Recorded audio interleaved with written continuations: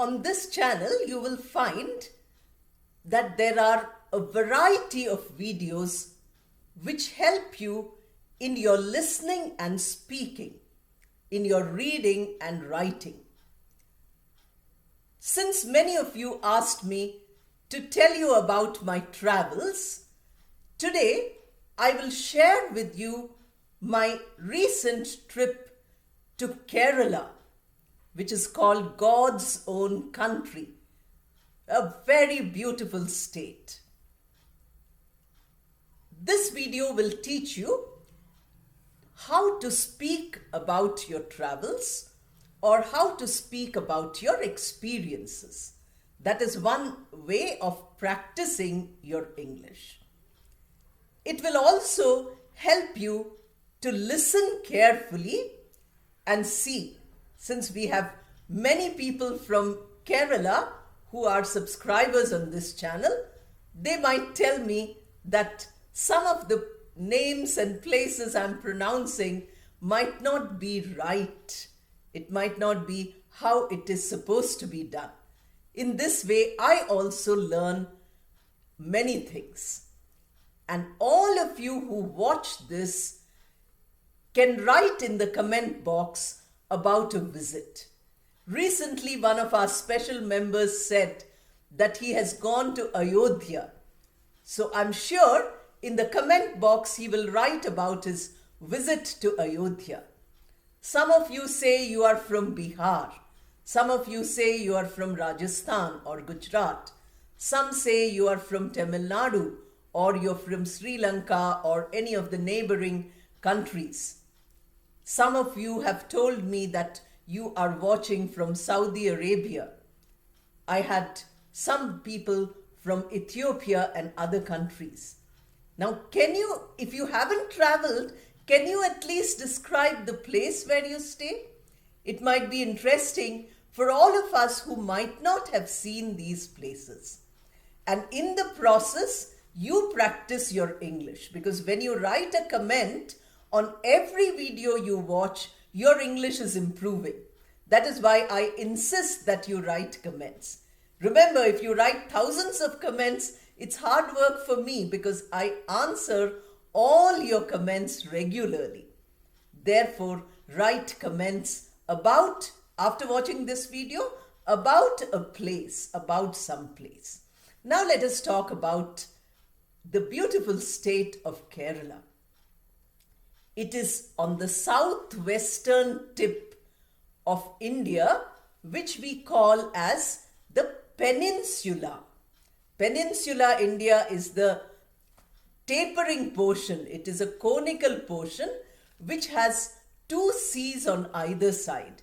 The Arabian Sea to the west and the Bay of Bengal to the east. In the south is the Indian Ocean. So you find that Kerala is by the side of Arabian Sea because it is the western part. And it's a long state. If you go to the map of India, you will find that Kerala is a long state. This time we were visiting some friends in Kerala who were so wonderful to take us around everywhere. So from Hyderabad, when we reached a very important point in Kerala, which is called Kochi. Earlier it was Cochin, I'm told. Now it is Kochi, K-O-C-H-I. And there I also came to know that it is called Ernakulam. Ernakulam and Kochi are not two different places. This I did not know before. So travel educates us. Every time we travel, we learn new things. We learn about new cultures. We were fortunate that we reached Kochi at a time when they celebrate Onam, O-N-A-M. Onam is a great festival and you can see everybody celebrating it without any distinction, rich or poor, this or that religion or caste or creed, No difference. Onam is Onam for everybody. It's a very unifying festival, and the dress also is very nice. The food also is special. The dress also is special. It is called Onam Sadhya. The food, you have it all, nice vegetarian dishes arranged. And the dress is something which is off-white with some golden work on it. Everybody from the smallest to the oldest were dressed in that. We went to a beautiful place where we were next to the Arabian Sea. This was the Cherai Beach. Cherai Beach, they told me that is how it's pronounced, so I'm pronouncing it like that. The Cherai Beach was a beach, very long beach, where we could walk right into the sea water. We could see many people bathing and swimming in the sea. It was a very beautiful sight. And the place where we were staying was a place which had the sea on one side and the backwaters on the other side. Backwaters is the sea water which flows into the land. The sea keeps changing. We call it ebb and tide. Ebb is when the sea water goes far away from the shore. Tide is when the sea water comes into the shore.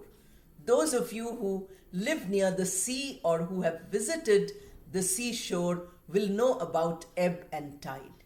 So Kerala is full of backwaters, and people go into the backwaters for boating. So we also decided, our host said, let us go boating in the backwaters. So we got up very early in the morning and we started in a boat. There were two people who were, rowing the boat, the boatmen. They were very nice and friendly. They could speak a few sentences or a few words of English, but they were speaking mainly Malayalam, which of course I don't know.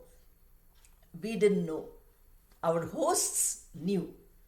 The friends whom we were visiting knew Malayalam, so they could speak. Suddenly a huge rain came.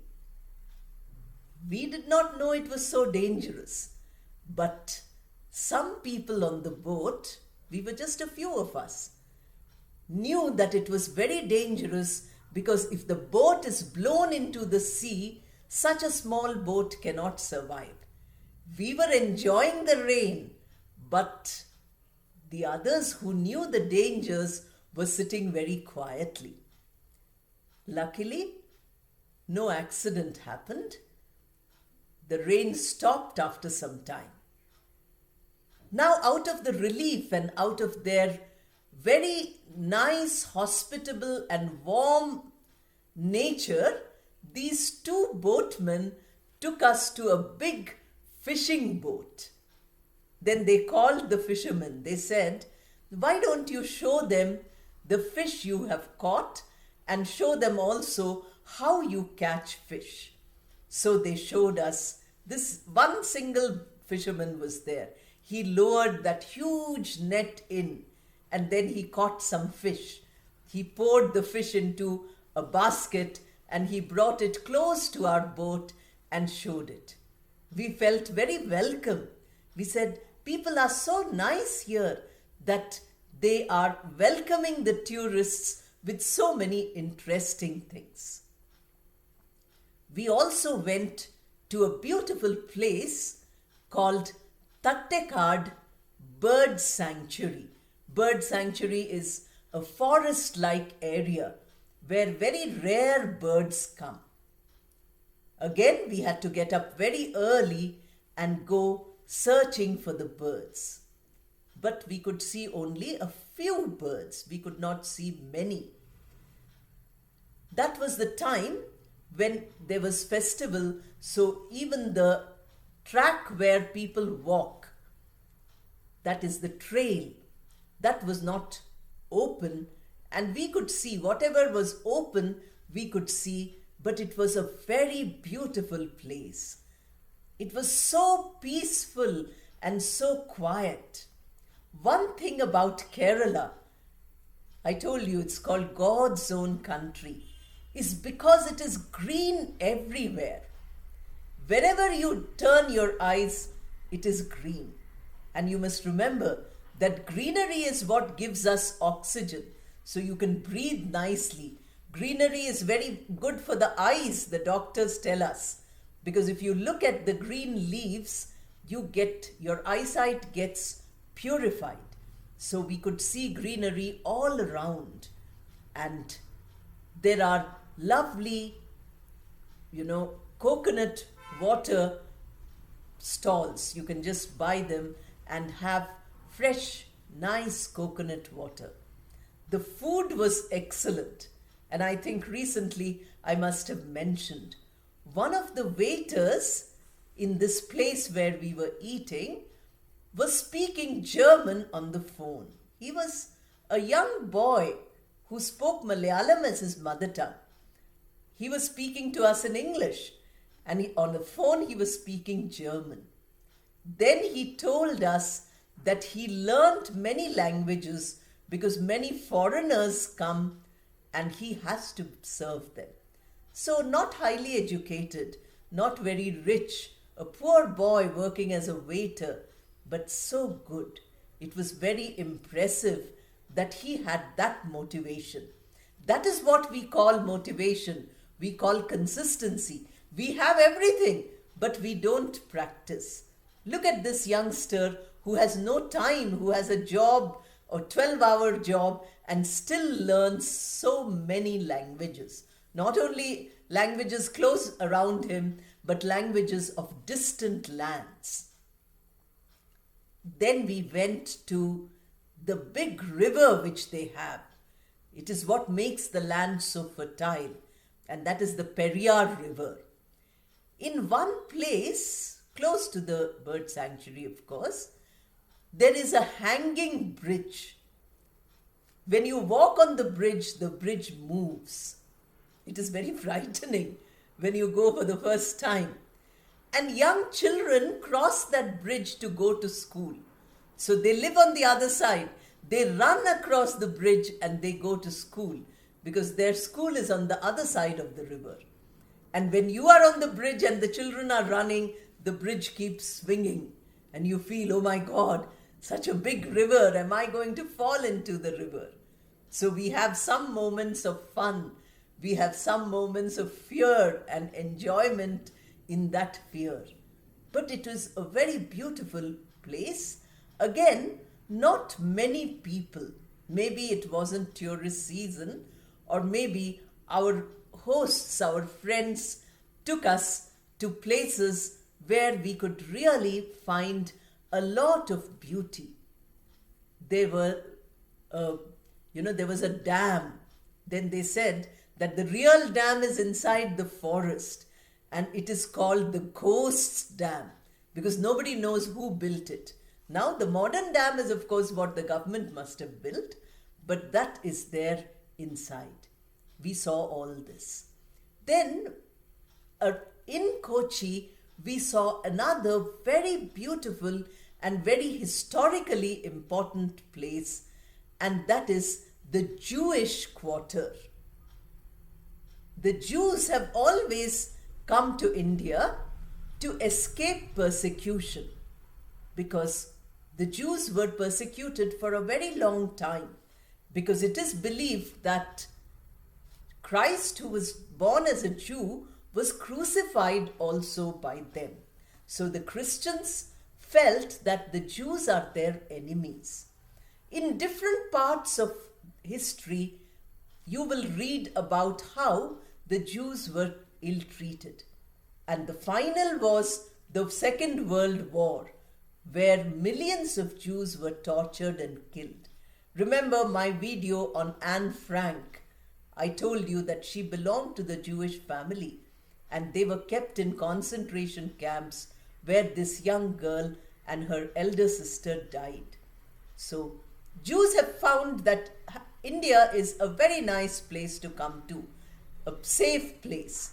Similarly, the Parsis, they also ran away, they came, and we have a huge Parsi community also in India. India is a safe place for everybody. Now, many Jews came if you read the history of these places, you will find that since it was closest to the rest of the world, it was on the sea route when aeroplanes were not there. People from all over the world were coming to Kochi. They were arriving here in, various coasts of Kerala. Therefore, we find this Jewish quarter. It's a very nice place. And we saw a synagogue. A synagogue is a place where Jews worship. Of course, this is only a synagogue where active worship is no longer there. We could go inside and see everything. And it was a beautiful place. Even the flooring was done with square pieces of painted marble. All were painted white on blue, but each design was different in that huge hall of the synagogue. Each design was different, although all of them had the same color and the same background. The Jewish were very good at handicrafts. So along that Jewish quarter road, which is a small road, you can find many of their laces and many of their other handicrafts. It was a memorable experience. Then, of course, you have something called the sunset cruise. The cruise is when you go by a boat or a ship for a long time. And the sunset cruise is that which takes you to the sea, and it takes you in the evening so that you can see the sunset. The sun setting in the ocean is a beautiful sight. And then there is music and singing and everything. They give you some tea and snacks also, and everybody enjoys themselves. Slowly darkness comes, and by the time you come back to Kochi, that is called Fort Kochi, it is all dark and there are lights everywhere. On our way, we also saw a big cruise ship, and that cruise ship was going from here to a very far off island, and that is Lakshadweep. It was a luxury liner. It is very expensive. So many people might have paid and booked, and it takes a long time to go around and reach the other islands. In this way, we saw many things and we admired many things. We have to also remember that when we go to a place, its culture, its language, and its traditions are very important. There is a huge Christian population in Kerala, so you find beautiful churches. The churches are so wonderful that you can just stand and admire them. When a service is going on, you can't go in. But when there is no service, you go and sit there quietly. You find that it is a meditative atmosphere. You might not be a Christian, but you will love the place, the quietness and the peace that is there. And the external architecture of these churches is very beautiful. If you get to attend any of the services which are in Malayalam, and we don't know Malayalam, but you can understand if you concentrate, because there are many words which are from Sanskrit, and most of the Indian languages are derived from that language, Sanskrit. Therefore, you can enjoy that also. When you hear people speaking, you get the rhythm of Malayalam in your ears, because Malayalam movies these days are very popular. They are being dubbed in every other language and people are enjoying those. They are excellent. The movies, the trade which they have, because they have such a big coastline. There is a lot of trade, and they have, excellent fisheries. That also is important. Then business is also very good. The fertile land is there. Then we come to food. Of course, when you're traveling, food is very important. You have to be very experimental if you want to travel, because unless you taste the local food, you say, I only want my own food and I don't want to taste the local food, then half the enjoyment of travel is gone. The food in Kerala is absolutely delicious. You will enjoy different kinds of things, both vegetarian and non-vegetarian. Every variety of food is available, suitable to everyone who is experimenting with different new tastes. So on the whole, we had a wonderful holiday. Now you see how, by describing my own real holiday to Kerala, I have given you a good listening practice. I've not only told you about Kerala, which of course you can visit if you haven't, or which you belong to. If you belong to Kerala, I have many friends who belong to Kerala, then you might tell me, oh, here you made a mistake, here you did not say right. In this way, you can engage with the video. And once you have listened, I'm sure thousands of comments I expect, each of you telling me in a few sentences which place you visited and what you found in that place.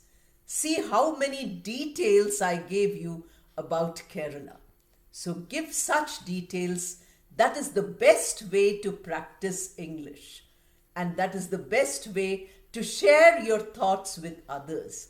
As I keep telling all of you, after watching the video, read my description, which is a description which helps you to learn English, and then read the comments and my answers to the comments. If it's an old video, you will find there are 300 comments, and out of that, I must have written 150, and the people who have commented have written 150. In this way, you not only get the benefit of the video, but you get a description which is in good English, and you get comments. If there are problems, I also correct those. All this is a learning experience. So practice, learn, and become excellent. I wish you all the best, and thank you.